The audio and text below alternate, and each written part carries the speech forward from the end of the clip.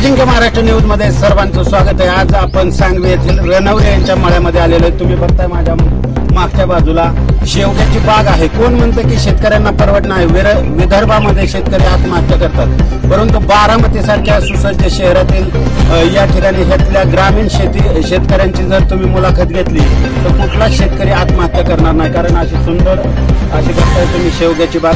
या ठिकाणी रणवरे पाटील आहेत, आपण त्यांच्याशी चर्चा करूयात। या ठिकाणी बघा शेवग्याची तोडणी सुरू आहे। बघा सुंदर असं शेवगा या ठिकाणी आलेलं कॅरेट भरून हे कुठल्या मार्केटला जात आहे, आपण त्यांच्याशी चर्चा करू। नमस्कार सर, काय नाव तुमचं? रणवरे यांच्या मळ्यामध्ये आलो आपण शेवग्याच्या बागेमध्ये। काय साधारण काय भाव आहे आता शेवग्याला? 20 रुपये किलो, म्हणजे हा होलसेलचा भाव आहे। कसं एकंदरीत ही बाग लावली, तुम्हाला प्रॉफिट मध्ये आहात का तुम्ही? 100%। म्हणजे इतर शेतकऱ्यांना तुम्ही काय संदेश द्याल? शेतीशिवाय पर्याय नाही। बघा म्हणजे अतिशय कमी खर्चामध्ये आणि जर प्रॉपर प्लॅनिंग केलं, अशा जर बागा लावल्या तर निश्चितच तुम्हाला फायदा होईल।